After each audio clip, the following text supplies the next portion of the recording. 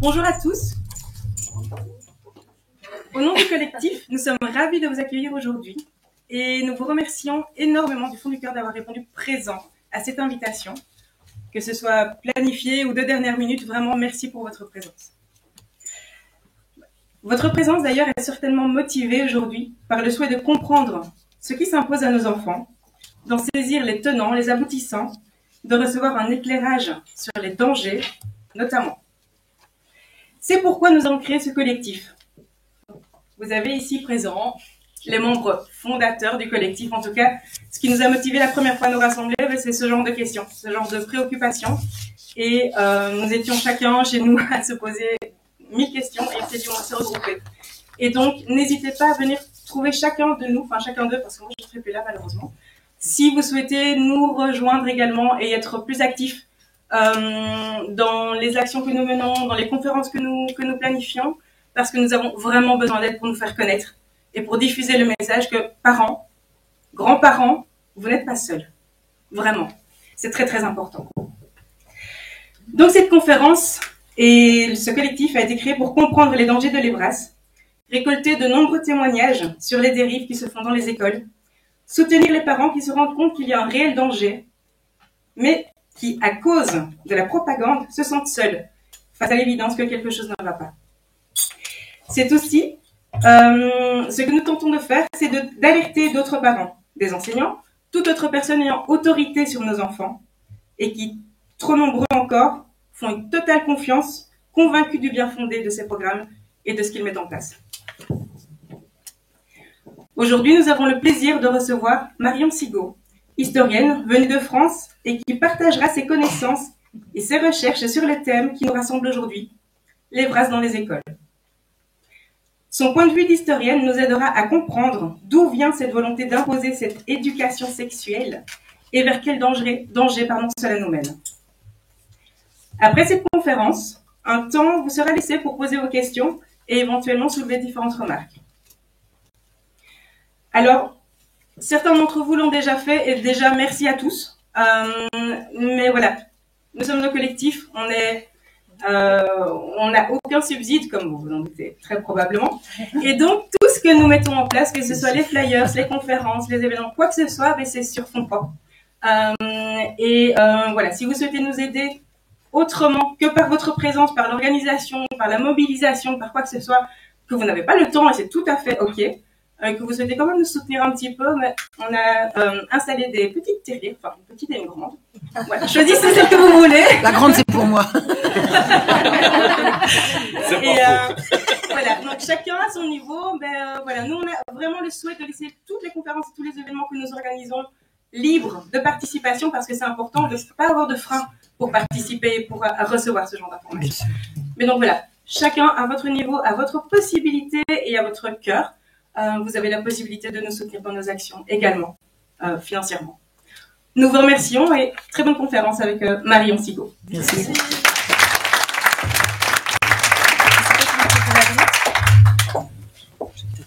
Ou à gauche. Ouais. Je ne sais pas si la voix porte assez, on n'aura pas besoin. Mais... Je sais pas. Non, en général. Là, si jamais, il suffit de basculer vers le. Merci beaucoup. C'est mieux. Alors, au revoir. Merci beaucoup. Merci, c'est gentil. Et à une prochaine peut-être. Okay. Merci. Allô. C'est bon comme ça? C'est bon, c'est mieux avec que sans. Alors d'abord, merci, parce que vous me remerciez de me déplacer, mais je vous assure que moi, du fond du cœur, je vous remercie de m'inviter. C'est un grand honneur. C'est moi qui suis honorée, croyez-le, c'est moi qui suis honorée. Voilà, comment en sommes-nous arrivés là? On a toujours caché le sexe aux enfants depuis que le monde est monde. Aujourd'hui, on le leur enseigne à l'école. Les abus sexuels sur enfants sont en progression vertigineuse en proportion de l'invasion du sexe dans l'espace public. Que s'est-il passé? Comment en sommes-nous arrivés là? Je vais vous donner une référence historique qui a justifié ce travail à l'origine universitaire. C'est à partir de mon travail universitaire, c'est un DEA, ce qu'on appelle un Master 2 aujourd'hui. J'ai découvert que la prise en charge des gens qui ont perdu leurs moyens de subsistance par la guerre, c'était le cas le plus courant, a été organisée au milieu du XVIIe siècle, qui est le siècle de Louis XIV, Louis XIII, Louis XIV, par une association secrète de notables. Ces notables ont fondé l'hôpital général, qui était un lieu de renfermement, comme on disait à l'époque, des pauvres. Ils se sont présentés comme voulant rétablir l'ordre et secourir les nécessiteux. Alors l'ordre, parce que les pauvres qui mendient de façon agressive dans les rues, ça dérange les gens qui passent, et secourir les nécessiteux, parce qu'il y avait malgré tout des vrais nécessiteux au milieu des gens qui faisaient semblant. Donc c'est une organisation autonome de gens qui se cooptent et ne toléreront jusqu'à la fin aucune ingérence extérieure dans leur organisation.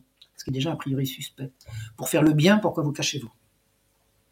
Même le roi, en l'occurrence Louis XIV au départ et ensuite Louis XV à l'arrivée, aura du mal à savoir ce qui se passe à l'hôpital général.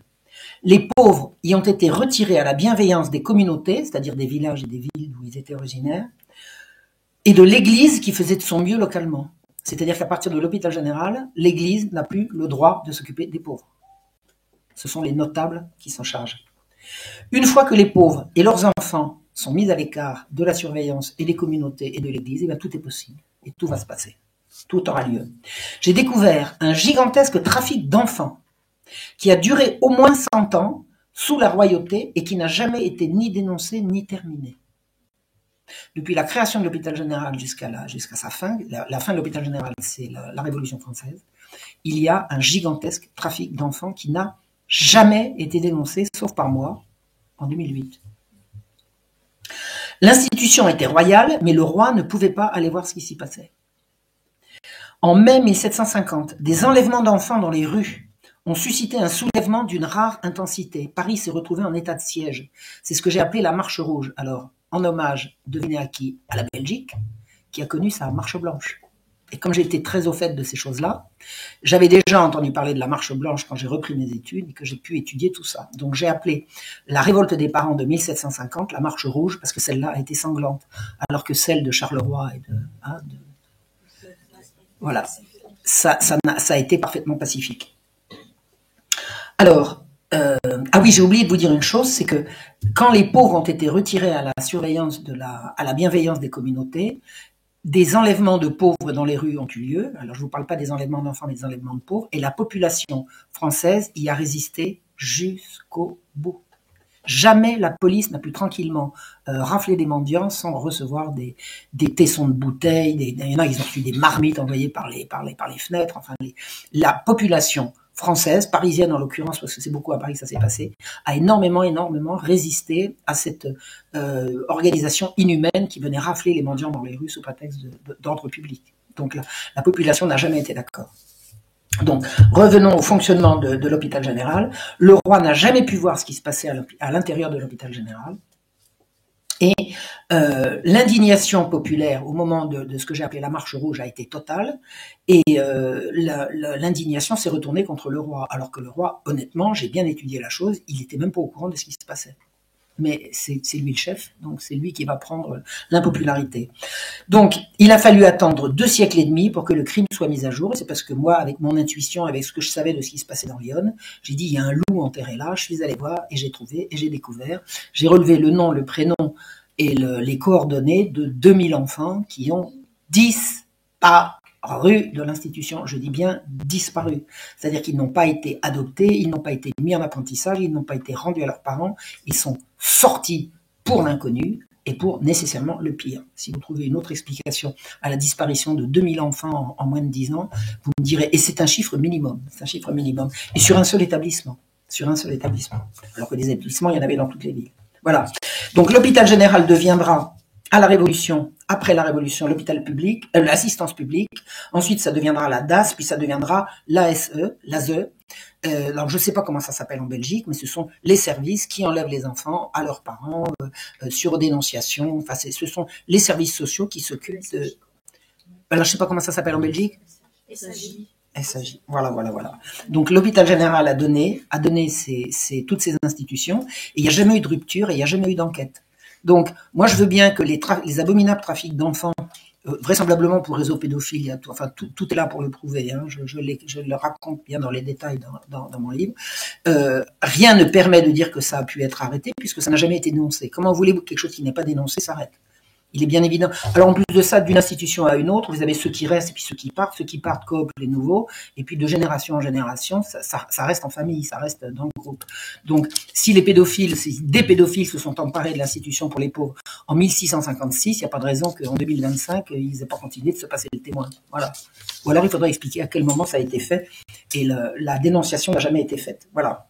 Donc, à l'heure actuelle, je ne sais pas comment ça se passe en Belgique, mais en France, j'ai suffisamment d'alertes et d'alarmes à ce sujet. Je peux dire que la même institution qui retire les enfants à leurs parents et qui alimente les réseaux pédocriminels, comme il le faisait il y a 250 ans. Voilà. Alors, aujourd'hui, que se passe-t-il aujourd'hui? La référence pour comprendre ce qui se passe au niveau de cette sexualisation des enfants, parce que c'est de ça qu'on parle, la référence est Judith Reisman, c'est une Américaine, morte il y a tout juste 5 ans. Elle est morte début avril 2021. Et elle est partie en guerre, voilà, plus de 40 ans contre les pédocriminels et leurs soutiens. Alors elle est partie en guerre à titre personnel parce que sa fille, quand elle avait 10 ans, a été violée par un voisin qui en avait 13. Donc elle a découvert dans le même temps les enfants victimes et les enfants bourreaux. Donc elle est tombée à pieds joints dans une horreur épouvantable, et parce que vraiment ça bouleverse tout, ça bouleverse y compris votre vision du monde, votre vision de tout. Et elle est partie en guerre et elle a passé 40 ans de sa vie à dénoncer. Son combat, c'est essentiellement celui de la protection des enfants contre une sexualisation qu'on retrouve désormais dans tous les programmes d'éducation du monde. Alors jusqu'à ces années-là, on protégeait les enfants du sexe. Maintenant, c'est obligatoire de leur en montrer. C'est en analysant les publications tout à fait officielles d'un certain Alfred Kinsey, père de la révolution sexuelle, qu'elle a découvert sur quelle fraude monstrueuse s'est élaborée la fin de la morale publique. Parce qu'avant, la morale publique, c'était ce qui faisait foi. C'était la référence à tout le monde. La décence, c'était quelque chose qu'on n'avait pas besoin de justifier. Si c'est indécent, il suffisait de dire que c'était indécent parce que maintenant, il faut justifier. Maintenant, on voit des gens faire en pleine rue. C'est inimaginable. Et c'est maintenant la règle. Donc, elle a découvert sur quelle fraude s'est élaborée la fin de la morale publique, l'invasion pornographique et au bout du compte, la destruction de la famille et de l'enfance que nous voyons se dérouler sous nos yeux. Si les enfants ne sont plus des enfants, les parents ne sont plus des parents, s'il n'y a plus d'unité familiale, c'est le chaos. C'est le chaos, c'est la foire dans le poignet. En 2020, c'est-à-dire quelques mois avant de mourir, Judith m'a fait parvenir alors, Judith, excusez-moi de l'appeler Judith, c'est pas pour faire copine, on était amis, on est devenus amis, voilà. Donc, moi, j'étais Marion pour elle, j'étais pas Madame Sigaud, elle n'était pas Madame Reisman ou Dr Reisman, pour moi, c'était Judith, voilà. Donc, elle m'a fait parvenir son dernier travail que je vais vous résumer ici. Les partisans du professeur Kinsey.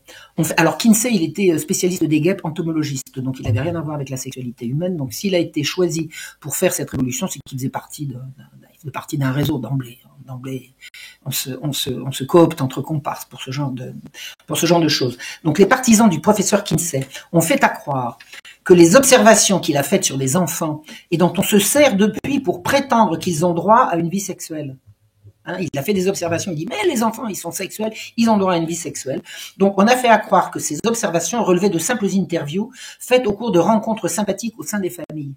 Donc on invitait le docteur Kinsey, il parlait avec les gosses, il dit voilà je te dessine un bonhomme, montre-moi comment on sait si c'est un garçon ou si c'est une fille, par exemple. Puis il dit ils ont un type docteur Kinsey, gna gna gna gna. Or il est avéré, il n'y a pas de doute à ce propos, que des centaines d'enfants, dont certains n'avaient que quelques mois, ont été, par Kinsey et ses sbires, attachés, dénudés, masturbés et ou sodomisés. Leurs pleurs, leurs hurlements, leurs évanouissements ont été qualifiés d'orgasme. Kinsey a utilisé pour ces séances abominables les services d'un pédophile notoire.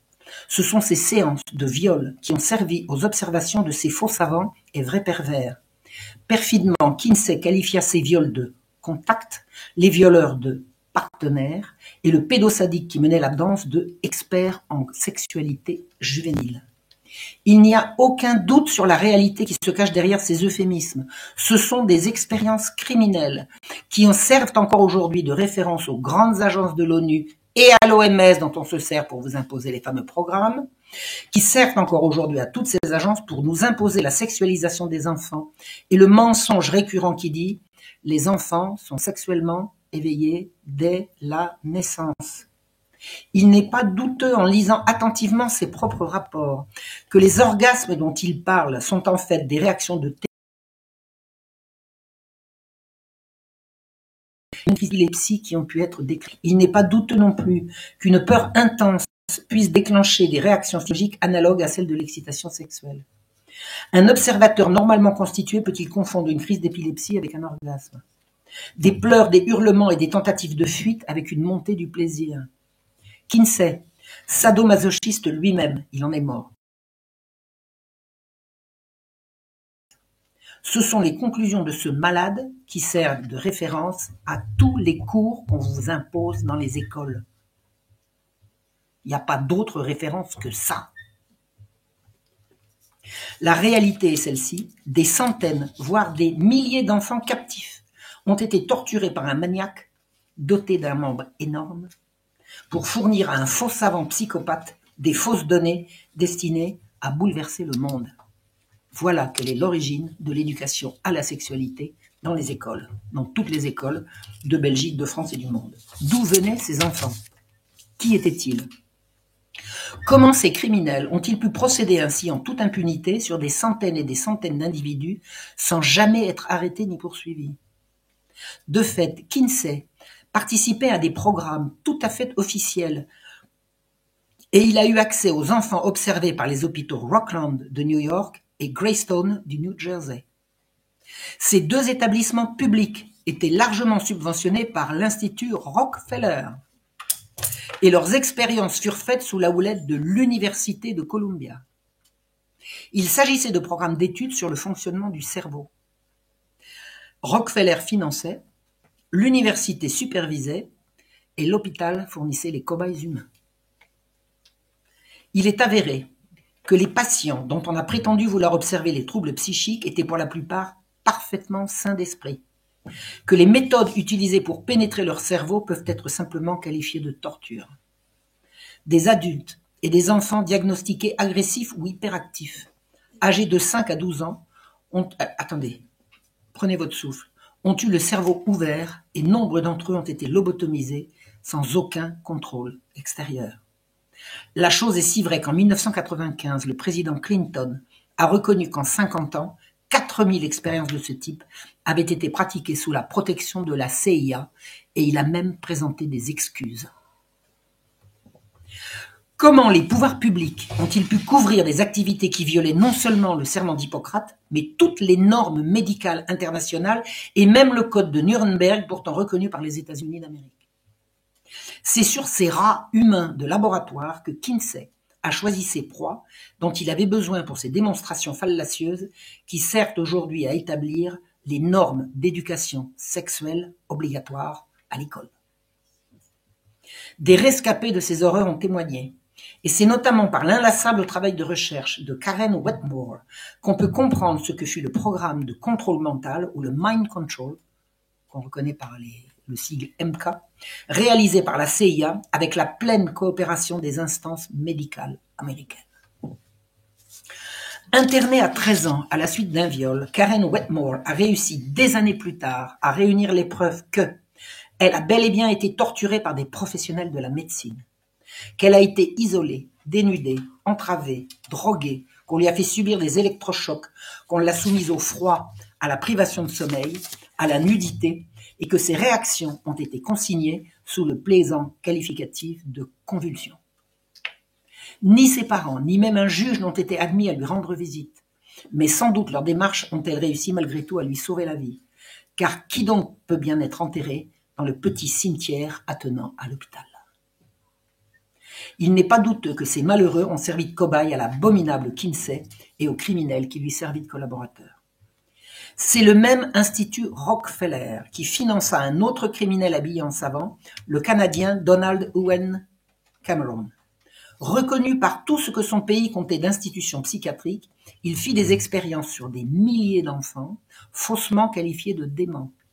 Cet aimable professeur s'efforça pendant des années d'effacer les souvenirs de ses patients pour les remplacer par d'autres et il partagea l'étude de ces lavages de cerveau avec Kinsey.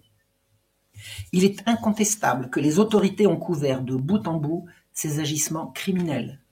À l'origine de l'intérêt des autorités pour ces recherches, la CIA, qui était désireuse de pouvoir programmer des agents ennemis ou les siens propres à faire ce qu'on leur demande de faire sans regimber, c'est-à-dire le contrôle mental à distance, dont vous avez probablement entendu parler. C'est dans les années 50 que des clochards ou divers marginaux furent enlevés pour des expériences horribles, d'ingestion de doses massives de drogue, d'exposition à des températures ou à des bruits extrêmes. On soudoya des détenus pour qu'ils s'y soumettent volontairement. Et enfin, on a eu recours à des enfants de 6 à 11 ans, diagnostiqués schizophrènes, à qui on donna des doses massives de LSD pendant des semaines, mais aussi des céréales mélangées à de l'uranium et à du calcium radioactif. Tout va bien, c'était pour la science. Ah, c'était la justification. Il est avéré que de nombreux hôpitaux et universités prestigieux prêtèrent leur concours à ces horreurs. Des enquêtes journalistiques sérieuses découvrirent qu'à la fin des années 70, les expériences se faisaient encore sous d'autres noms, mais avec les mêmes buts et les mêmes méthodes. Le scandale du Watergate en 1973 faillit faire découvrir le poteau rose et quantité de dossiers furent détruits, mais il en resta suffisamment pour renseigner le chercheur, dont Judith Reisman fait partie. Mais elle n'était pas la seule. On découvrit rapidement que le programme de Kinsey était une des branches du programme MK-Ultra, c'est-à-dire Mind Control, contrôle mental, contrôle à distance, Cameron et Kinsey recevant tous les deux des subsides de la CIA pour leurs travaux. La collusion entre la CIA, la Fondation Rockefeller et Kinsey est avérée, les activités de ce dernier n'étant ni plus ni moins supervisées par l'agence d'espionnage. On comprend pourquoi aucune demande d'enquête sur les activités de Kinsey n'a jamais abouti. Alors on peut se demander si l'actuel changement à la tête de l'Amérique n'est pas en train de nous mener vers l'ouverture de la boîte de Pandore. Parce que pour l'instant, tout ça est caché. On sait à présent que les méthodes utilisées par la CIA pour faire parler des supposés terroristes ont été également utilisées par Kinsey sur les enfants qui l'observaient. Ce qu'on appelle pudiquement des techniques d'interrogatoire renforcées, non bienséantes pour torture non létale, a été utilisé sur plus de 2000 enfants tombés dans leurs griffes.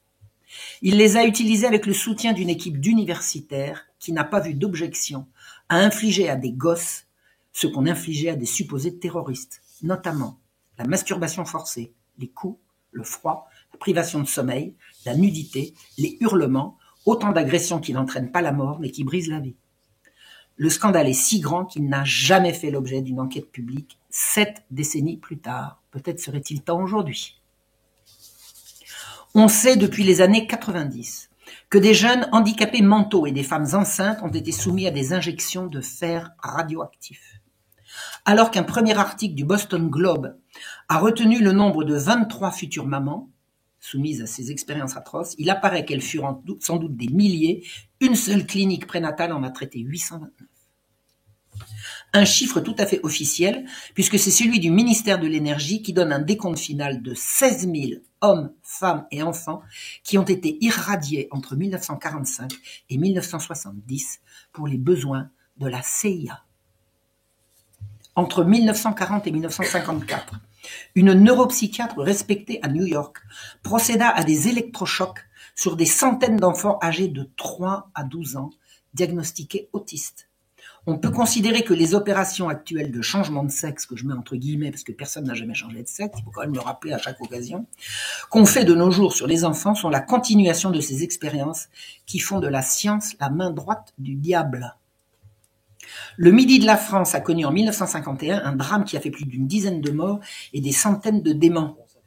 Pont Saint-Esprit, exactement. On a raconté que c'était de l'ergot de seigle, c'est-à-dire que c'était le pain qui était contaminé. Alors le pain, incriminer le pain en France pour la mort des gens, c'est vraiment l'horreur de l'horreur. Non, ils ont aspergé du LSD sur la ville.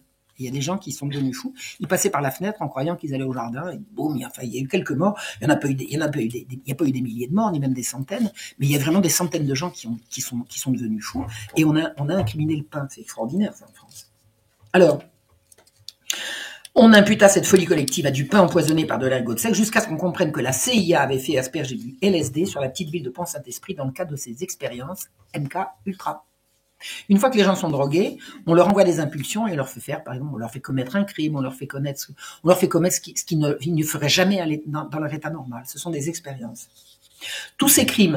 Dans tous ces crimes, la collusion entre la CIA et la Fondation Rockefeller est permanente. Le but commun à toutes ces recherches et de parvenir, alors, tenez-vous bien, à une amélioration de la race humaine par l'eugénisme pour éliminer les plus faibles. Il y a un programme de dépopulation mondiale et l'élaboration d'un gouvernement mondial unique. Ça s'appelle le nouvel ordre mondial. Et à se débarrasser des inaptes, ce qui n'est pas chose aisée, et le mieux est d'avancer masqué. Si on dit à la population, bon écoutez maintenant pour que tout le monde aille mieux, on va supprimer 90% de la population, les plus faibles, les plus pauvres et les plus emmerdants, les gens ne seront pas d'accord. Ce sont ces politiques qui ont déclenché les grands changements mondiaux dont on voit aujourd'hui l'hydre malfaisante à l'œuvre par le renversement des valeurs et la mondialisation de la peur. Kinsey ne fut qu'une partie de ce plan, mais non la moindre. Le directeur médical de la Fondation Rockefeller a déclaré « Nous considérons que le financement de l'Institut Kinsey est l'une des choses les plus importantes que nous ayons jamais faites. » En 1913 a été créé en Angleterre l'Institut Tavistock, dont les activités ne seront connues qu'à partir de 1969.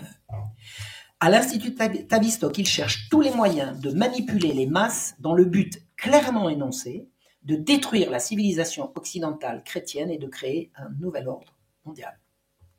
Ce sont eux qui ont amené aux États-Unis des savants allemands au cours de l'opération qu'on a dite Paperclip. Paperclip, c'est le trombone, vous savez, c'est qui prend les feuilles en même temps.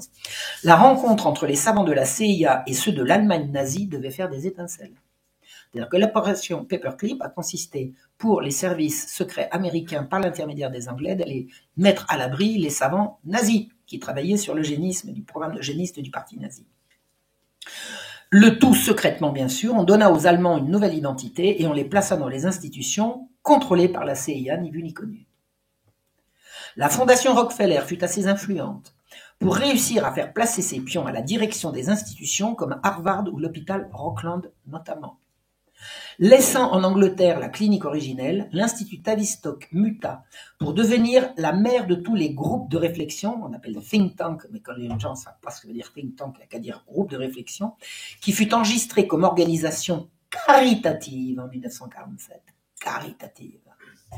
Elle s'offrit les services directs ou indirects de noms devenus prestigieux de Freud, Jung, Barnes, Adler ou de l'écrivain Aldous Huxley qui a déclaré en 1962, écoutez bien, « Nous sommes en train de développer toute une série de techniques qui permettront à l'oligarchie de contrôle qui a toujours existé et existera vraisemblablement toujours, d'amener les gens à aimer leur servitude. Le but est donc bien notre asservissement et toute la technique consistant à nous la faire accepter. Car pour comprendre que son roman « Le meilleur des mondes », est-ce que quelqu'un n'a jamais entendu parler du meilleur des mondes? Tout le monde en... Ça n'est pas un cauchemar, c'est un programme qui se déroule. Bien que lié à la CIA, la Fondation Rockefeller collabora avec Staline et avec Hitler pendant toute la guerre, y compris après l'entrée en guerre des États-Unis. Cofondatrice de l'Institut psychiatrique à Munich en 1925, la Fondation Rockefeller continua sa collaboration pendant toute la guerre en direction d'une spécialité nouvelle, l'eugénisme psychiatrique destiné à la purification, l'hygiène et l'amélioration raciale. Ça, c'est côté Hitler. Alors, Rockefeller, Hitler, Rockefeller, vous avez compris? Maintenant, côté Staline, les mêmes années, en 34-35, pardon, la Fondation Rockefeller participa au financement d'un programme d'études du cerveau des jumeaux que l'Union soviétique développait à l'Institut de génétique de Moscou. À ma droite, Hitler, à ma gauche, Moscou, Staline, et les mêmes, l'Institut Rockefeller. Ces travaux serviront en 1937 à Kinsey, partisan déclaré de l'eugénisme positif, auquel il ajoutait l'eugénisme négatif, puisqu'il prôna la stérilisation d'au moins 1/10 de la population. Alors, eugénisme d'élimination, on y élimine les inaptes, et eugénisme de construction, on fabrique une race de supérieurs, on fabrique une race de seigneurs. On trouve chez Kinsey tous les principes du programme d'ingénierie sociale préconisé par les eugénistes. Ils voulaient, 1, la destruction de la religion. C'était obsessionnel chez ces gens-là. Supprimer la religion. Encouragement de la licence sexuelle. Tous azimuts. Le sexe, on a un sexe pour jouer avec. Vous avez un sexe pour jouer avec. Amusez-vous. Faire des bébés, on fera ça en éprouvette, laissez tomber. C'est une activité de loisir. C'est ça qu'ils ont insufflé. Ils ont fait des campagnes de stérilisation des inaptes, c'est-à-dire des plus pauvres. Pour ces gens-là, la pauvreté est une tare. Donc, c'est pas la pauvreté qu'on supprime, c'est les pauvres. Ça ressemble d'ailleurs au programme de l'hôpital général, singulièrement. Et leur élimination allant de pair avec la création d'une banque de sperme des élites. Ces aimables philanthropes contribuèrent à créer les grandes agences de l'ONU, comme l'UNESCO, dont la tâche fondamentale fut ainsi définie par son premier directeur, Julian Huxley, frère de Aldous Huxley, donc Aldous Huxley, le meilleur des mondes, et Julian Huxley, créateur, fondateur de l'UNESCO, dont il a dit « L'UNESCO doit aider à l'émergence d'une culture mondiale unique, avec sa propre philosophie, son propre fond idéologique, avec son propre objectif général. C'est la première fois dans l'histoire que l'on dispose d'un échafaudage pour l'unification mondiale et des mécanismes pour l'atteindre. » Julian Huxley était président de la Société eugénique britannique, alors vous avez compris, supprimer les pauvres et fabriquer une race de seigneurs, membre de la Fédération mondiale pour la santé mentale et surtout président d'une association pour la promotion du droit à l'avortement. Eugénisme, avortement, avortement, eugénisme. On voit comment ces combats des années 40 et 60 sont aujourd'hui victorieux. On retrouve les Rockefeller et leurs affidés dans la création du Conseil des relations extérieures, l'Institut Tavistock, les Nations Unies, le Conseil de la population, le groupe Bilderberg, le Club de Rome, le Club de la Trilatérale. Alors qu'ils placent leurs pions partout, ils apparaissent néanmoins comme des donateurs philanthropiques. Il est inutile de reprocher aux Rockefeller de conspirer, ils en sont fiers. En 2002, David Rockefeller a écrit « Certains nous qualifient, ma famille et moi, d'internationalistes qui conspirent avec d'autres dans le monde entier pour construire une structure politique et économique mondiale plus intégrée, un seul monde si vous voulez.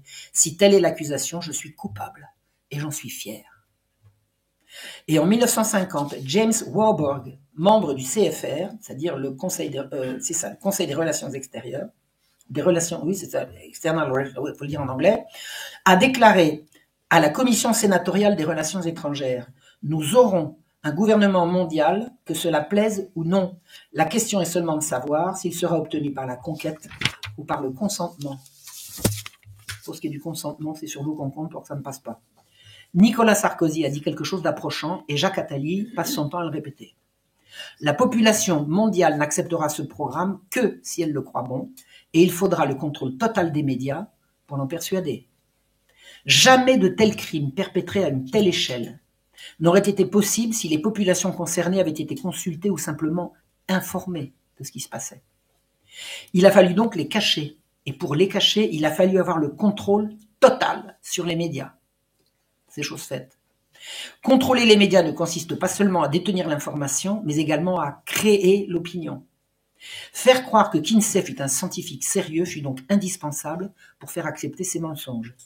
Toute la presse fut complice et Rockefeller avait la main dessus. En 1914, la société Rockefeller a fait appel à la Garde nationale du Colorado aux États-Unis pour briser une grève dans une mine. À l'origine, Rockefeller, ce sont des sociétés industrielles, ce sont des sociétés minières. Pour échapper aux balles, les familles des mineurs se réfugièrent dans des caves qu'elles avaient creusées sous les tentes qui leur servaient d'abri. La troupe a été lancée, elle a arrosé les tentes avec du kérosène, elle y a mis le feu. On retira 25 cadavres, dont ceux de 11 enfants. L'indignation souleva le public contre les Rockefeller, qui cherchèrent comment réparer les dégâts. Un conseiller en relations publiques conseilla une contrition et des excuses publiques. Un fils Rockefeller se rendit sur place et modestement il écouta les mineurs. Le miracle se produisit, l'hostilité retomba. L'intérêt pour les relations publiques et la manipulation de l'opinion était désormais évident. Eh bien, quand on a les moyens, on les utilise. Plutôt que d'essayer d'amadouer les médias, Rockefeller trouva plus facile de les acheter. Et il avait les moyens. Puis il fit appel à Edward Bernays, neveu de Sigmund Freud, le père de la propagande à grande échelle, celui qui réussira notamment à faire fumer les femmes en leur présentant la cigarette comme un élément d'émancipation.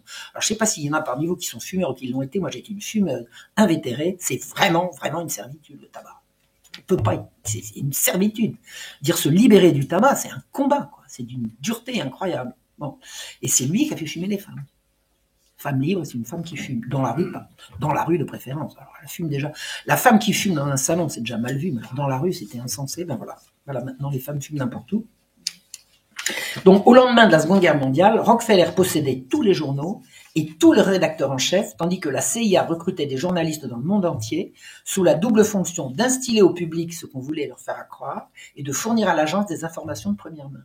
C'est-à-dire que pendant des années, tous les journalistes qui étaient dispatchés répartis sur la planète entière, c'était en fait des agents de la CIA. Pardon ? Mockingbird, voilà, exactement.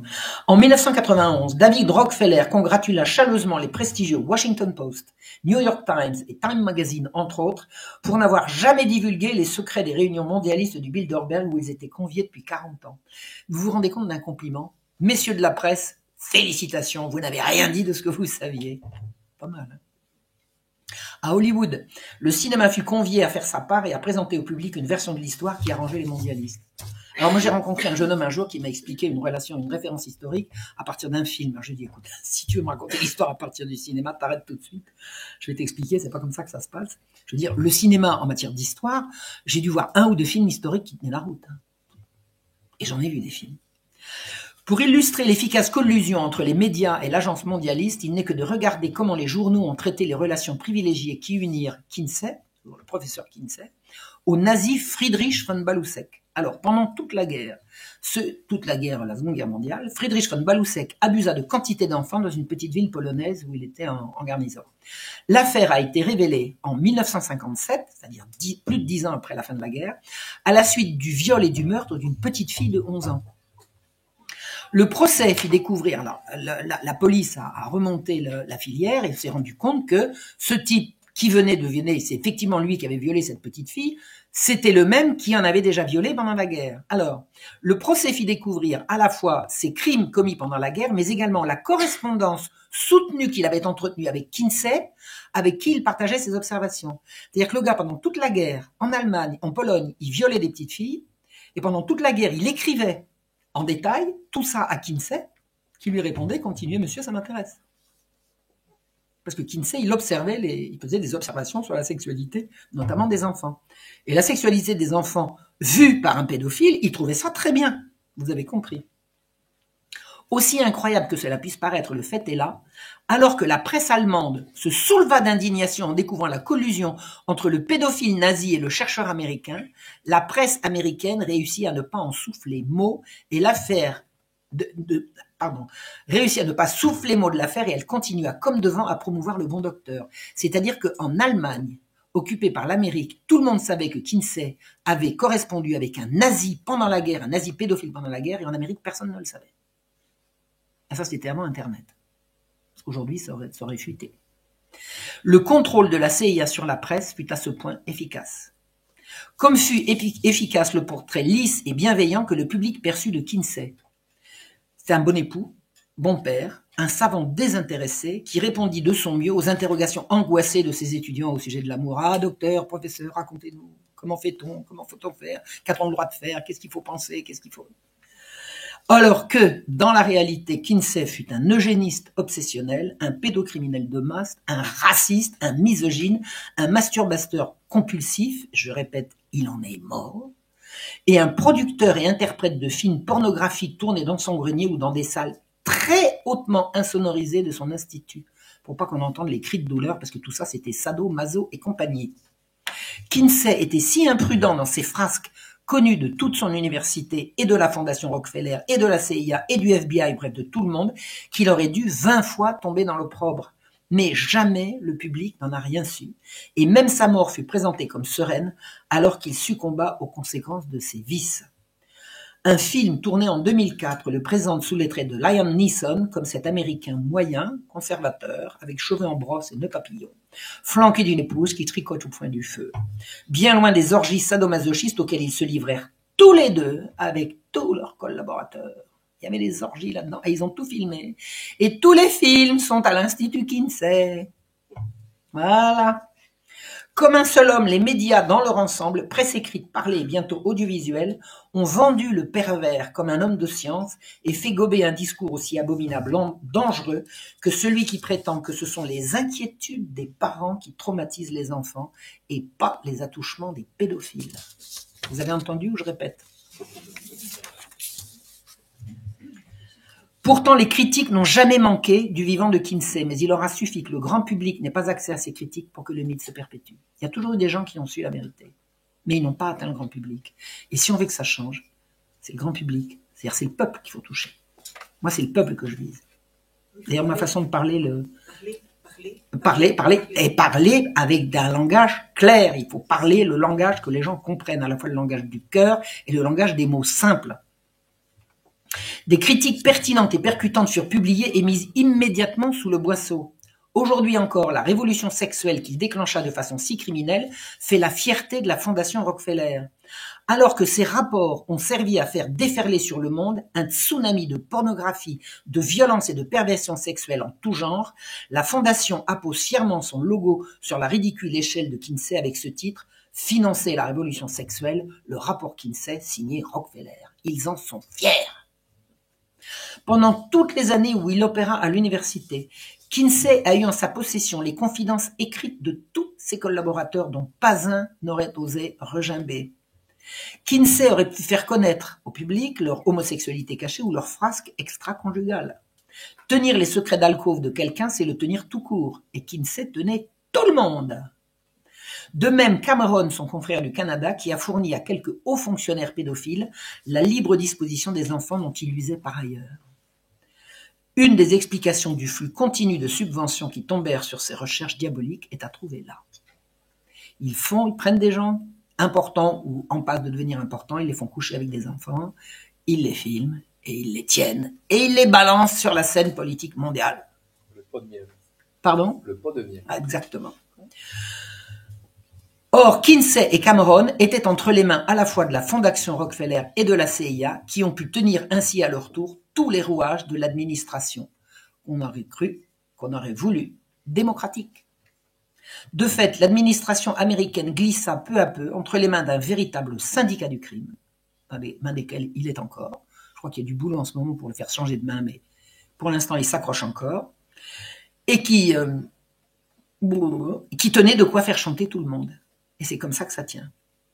Connaissez-vous l'allocution que fit le président Kennedy le 27 avril 61 à l'Association américaine des éditeurs de journaux? Alors aujourd'hui, quand on dit des trucs comme ça, on se fait traiter de complotiste. À l'époque de Kennedy, on ne se fait pas traiter de complotiste, on prend une balle. Écoutez bien. Le simple mot de secret est inacceptable dans une société libre et ouverte. Nous sommes, en tant que peuple, intrinsèquement et historiquement opposés aux sociétés secrètes, aux serments secrets, aux réunions secrètes. Nous avons décidé il y a longtemps que les dangers de la dissimulation excessive et injustifiée de faits pertinents dépassent de loin les dangers que l'on cite pour les justifier. Nous sommes confrontés dans le monde à une conspiration monolithique et implacable qui repose essentiellement sur les moyens secrets pour étendre sa sphère d'influence, de l'infiltration plutôt que de l'invasion, de la subversion plutôt que des élections, de l'intimidation plutôt que du choix libre, des guérillas de nuit plutôt que des armées en plein jour. C'est un système qui a mobilisé de vastes ressources humaines et matérielles dans la construction d'une machinerie très efficace et au maillage très serré qui combine opérations militaires, diplomatiques, de renseignement, économiques, scientifiques et politiques. Ce que la presse aux ordres qualifie avec mépris de conspirationnisme était officiellement reconnu comme tel par le président américain qui précisément est mort d'avoir voulu s'y opposer. Donc si on vous dit aujourd'hui complotiste, oui monsieur, comme le président Kennedy. L'affaire Epstein illustre la façon dont les choses se passent. Les agissements d'Epstein criminels le menèrent devant les tribunaux en 2008. 2008 déjà. Un reportage sur son affaire fut retiré de la programmation in extremis en 2015. Et il faudra attendre 2019 pour qu'il soit mis sous les verrous. C'est-à-dire que dès 2008, on aurait pu l'arrêter. Tout a été stoppé. Rockefeller est présenté sur sa fiche Wikipédia. Alors, c'est radio mensonge, Wikipédia. Ma fiche Wikipédia, il y a déjà 2 mensonges sur la première ligne. Après, je ne vous dis pas, c'est en cascade. Donc, il est présenté sur sa fiche Wikipédia comme un philanthrope. Un autre philanthrope bien connu, son nom est Bill Gates. Bravo, partisan lui aussi. Bravo, alors il y en a qui connaissent bien. Partisan lui aussi du nouvel ordre mondial. Il a utilisé les services de la sataniste Marina Abramovich pour faire un de ses clips. Il n'a jamais rompu WBS n'a jamais rompu ses relations amicales avec Jeffrey Epstein, même après sa mise en cause en 2008. Mais quand on est tenu par des films, des photos, etc., ben on continue de faire où on vous dit de faire. Toutes les commissions d'enquête diligentées pour connaître les comptes de la Fondation Rockefeller et le fonds des rapports Kinsey ont capoté. De 1953 à 1955, Nelson Rockefeller a été nommé sous-secrétaire du ministère de la Santé, de l'Éducation et de la Protection sociale. Autant dire qu'il a eu la main sur toutes les institutions impliquées dans les expérimentations criminelles dont je vous ai parlé, et qu'il fut apporté pendant ces 2 années de les cacher au public et de les financer par les fonds de que la CIA lui fournissait discrètement. En 1974, la CIA fut mise en cause par un article du New York Times à propos des expériences des années 60. Le président Ford mit en place une commission d'enquête spéciale qu'il confia à son vice-président Nelson Rockefeller, et on a bouclé la boucle. Alors il a enquêté sur lui, s'est trouvé innocent, fermez le banc. Qu'est-ce que la nouvelle morale sexuelle? C'est le renversement des valeurs. Le film sur Kinsey, avec Liam Neeson, dont le rôle titre, acheva de valoriser le génie du grand scientifique dont les études pionnières avaient si merveilleusement changé le monde. Alors merveilleusement, vraiment.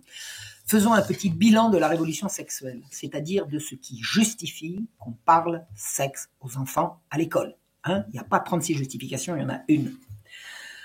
Le bilan de la révolution sexuelle, donc initié par tout ce que je viens de vous raconter, c'est la destruction de la morale traditionnelle qui a brisé 3 générations depuis la guerre, en présentant toutes les déviations sexuelles comme normales et la fidélité conjugale comme ringarde.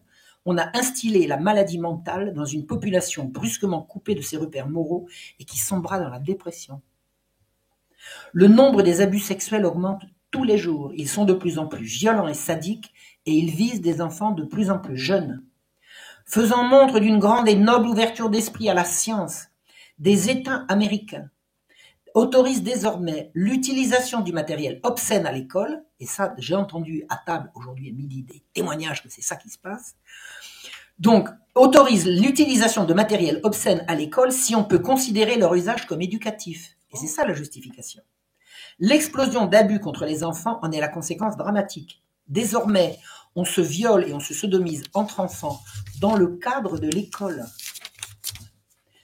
Qui osera dire que ça a toujours été comme ça? Évidemment que non. Et qui sont les pseudo-éducateurs qui viennent faire de la propagande pour toutes les déviances sexuelles en direction des enfants, en leur disant « mais c'est normal, c'est la nature, c'est normal ». En fait, il fut très difficile d'imposer la révolution sexuelle à l'Amérique alors qu'elle battait son plein dans l'Europe après la Première Guerre mondiale. Pour faire passer la dragée à une population américaine conservatrice et pudique, il fallut rien de moins que l'argument scientifique. Une machine bien huilée de relations publiques professionnelles et d'universitaires compromis réussit à faire d'un vicieux un grand scientifique, et les éloges continuent de pleuvoir sur ce monstre plus de 60 ans après sa mort. On n'a plus besoin de la morale puisque la science a parlé. Ah oui, mais vous avez des arguments moraux, mais nous c'est la science. La science qui dit que tout ce qui est sexuel c'est bien. Ah bon? Mais si c'est bien, c'est pas scientifique, c'est moral, bien ou mal. La promotion de la science au rang de critère absolu de la vérité et du bien, au lieu en place de Dieu, relégué au rang de superstition obscurantiste, ce qu'ont fait les Lumières pour faire passer le capitalisme sauvage, exige des scientifiques une honnêteté au-dessus de tout soupçon. Or, le monde scientifique a été corrompu par une lente infiltration des intérêts privés. Et diverses études ont montré que l'Amérique détient le triste record mondial de la publication scientifique frauduleuse. Il n'est que de voir le nombre de mensonges diffusés à l'occasion de la crise du virus. Je m'amuse. Le coronavirus. Pour comprendre que le monde entier lui a emboîté le pas et que le mensonge scientifique se diffuse partout et toute honte bue par le canal des médias. La bombe atomique sociale, que fut le rapport Kinsey, continue ses ravages avec l'aide d'une communauté scientifique muette et paralysée, et c'est au nom de la science que la pornographie et l'obscénité se déversent dans les écoles. A-t-on conscience que ce qu'on appelle les caricatures de Mahomet, vous avez connaissance de ce que c'était que les caricatures de Mahomet? C'est une abomination. Sont en fait des dessins outrageants et obscènes qu'on prétend avoir le devoir de montrer aux enfants. Aux États-Unis, l'invasion de la pornographie dans les écoles a reçu la caution des pouvoirs publics. Éduquer un enfant, c'est lui apprendre des limites. La révolution sexuelle de Kinsey sert à promouvoir toutes les transgressions et à valoriser la satisfaction de toutes les pulsions derrière le dos des parents considérés comme des oppresseurs. Le résultat de ce tsunami de sexe a produit une explosion de viols et de crimes sexuels divers, de maladies vénériennes, de familles éclatées, d'abandon d'enfants sans père et sans repère, de délinquance, de drogue, d'alcool, de suicide, et cerise sur le gâteau, d'inceste et de pédophilie. Joli résultat. Regardons, d'un côté, la chasteté avant le mariage, la retenue, le contrôle de soi et la fidélité conjugale. Et de l'autre, le monde dans lequel nous vivons. Lequel préférez-vous? Un des aspects les plus sordides de l'escroquerie Kinsey est le gouffre qui sépare son image de ce qu'il fut. Le mensonge est énorme. Loin de prôner la liberté, Kinsey fut un harceleur et un violeur. Certains de ses étudiants en ont fait l'amère expérience. Alors qu'il plaida pour l'innocuité de la masturbation, et Dieu sait combien ces données sont reprises par des publications sérieuses, on sait qu'il mourut des excès auxquels il se livra en la matière. Je vous fais un dessin, allez, petite image. Il enroulait une corde, il mettait une corde autour de ce que vous avez compris, il mettait une corde sur une poulie, il mettait un poids, il montait sur une chaise et il sautait.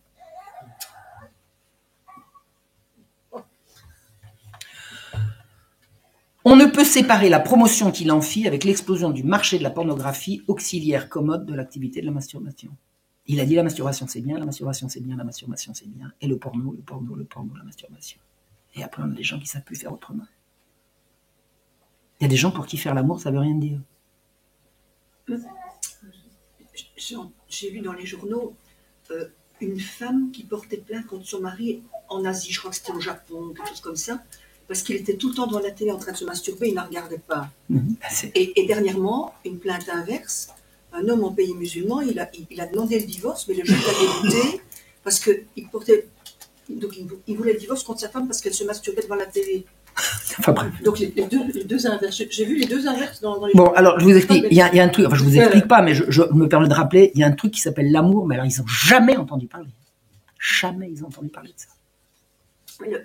Le gars qui a demandé le divorce, il a été débouté parce que le juge, je crois que c'était en Turquie. Je vous jure, le juge l'a débouté parce qu'il disait que le plaisir intime était personnel et qu'il n'avait donc pas de raison de demander le divorce si sa femme se donnait du plaisir. Bon, enfin bref, c'est vraiment... on va garder ça. Non, mais, on va garder ça pour... Oui, pour la discussion. Non, mais rendez-vous compte, je veux dire. J'ai lu tous ces textes, hein, je les ai tous lus. Jamais l'amour n'est nommé. Jamais. Il n'est jamais question d'amour. Il est question d'orgasme, de plaisir, de tout ce que vous voulez. Jamais d'amour. Alors, où en étais-je? Si on pouvait repousser d'un revers de main les conclusions délirantes d'un psychopathe obsédé sexuel, qui fut un temps à la mode, ça serait trop simple, mais c'est simplement impossible. Avec l'aide de la Fondation Rockefeller, le patron de Playboy, Hugh Hefner, a fondé le Conseil pour l'information et l'éducation à la sexualité, le CIECUS, organisme dédié au sexe à l'école. Tous les programmes de sexe à l'école sont à l'origine initiés par le CIECUS, dont la première version a été financée par Playboy. Avec l'aide de la Fondation Rockefeller, tout Kinsey, dans les programmes du CIECUS, c'est tout Kinsey, mais rien que du Kinsey sur les bancs de la classe. C'est de l'éducation, c'est sérieux. Le CIECUS a reçu le soutien du Planned Parenthood ou planning familial. Savez-vous quel est le but du planning familial quand il a été créé? C'est la dépopulation. La dépopulation. Le but du planning familial, on appelle ça planifier les familles, ça consiste à ne plus faire d'enfants. Le but du planning familial, c'est l'eugénisme, c'est-à-dire supprimer les pauvres et les noirs. Alors là, il y a à la création du planning familial, il y avait une haine des noirs, c'est absolument effroyable. Alors, les noirs et les pauvres. Alors, les noirs pauvres, je vous dis pas, c'est l'extermination. Donc, le planning familial est une institution eugéniste. Donc, le CIECUS a reçu le soutien du planning familial et de sa version américaine internationale Planned Parenthood, puis de l'UNESCO et de toutes les ONG affiliées de l'ONU, l'Organisation mondiale de la santé. Alors, c'est le grand, parce que l'Organisation mondiale de la santé a inventé la notion de santé sexuelle. Vous jouissez, vous êtes en bonne santé sexuelle. Vous ne jouissez pas, vous avez besoin d'un bon traitement à la thérapie sexuelle. Et ensuite, Kinsey, qui est la référence mondiale, la référence à tous ces gens-là. Tous se réfèrent à Kinsey. Pas un étudiant en médecine qui échappe aux conclusions délirantes du maniaque de Bloomington, c'était le lieu de son université, dont le credo de base affirme que les enfants sont capables d'activité sexuelle dès leur naissance. L'influence du siecus fut telle qu'on en vint à réformer le code pénal américain et qu'on laissa tomber par lambeaux des articles protégeant les femmes et les enfants des prédateurs. C'est par ce biais qu'on en vient à formuler la fameuse dérogation à la réglementation sur l'obscénité qui introduit le porno à l'école américaine, si on peut estimer que ça a une vertu pédagogique. Ce qui est en train de se passer avec les programmes chez vous et bientôt chez nous. Chez nous, c'est pour la rentrée de septembre. Des générations d'enfants sont gavés de sexe dès l'âge tendre, coupés de leurs racines morales et civilisationnelles, incités à remettre en cause l'autorité de leurs parents et habitués à croire que leur désir est leur droit. Ça, c'est la monstruosité. J'ai envie, donc j'ai le droit. Non. T'as envie, d'accord, retiens-toi, maîtrise-toi. Et là, on leur apprend que se maîtriser, c'est se frustrer, donc quand on a envie, on prend. Monstrueux.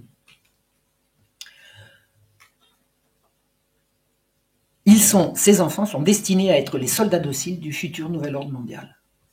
Alors, le nouvel ordre mondial doit passer par Internet, qui, entre les mains d'experts en l'art d'obtenir le consentement des foules par le mensonge et le contrôle mental, sont en passe de entièrement dominer le monde. Ma chère Judith a écrit ça en 2021. J'avais fêté avec elle la première élection de Trump. J'ai passé l'élection de Trump en 2016 avec Judith au téléphone. Elle chantait, on dansait. Enfin, bref. Ensuite, la suite, elle l'a pas vue, puisque le triomphe récent, elle l'a pas vue. Elle est morte depuis, mais elle doit se retourner dans sa tombe, là, je suis sûr.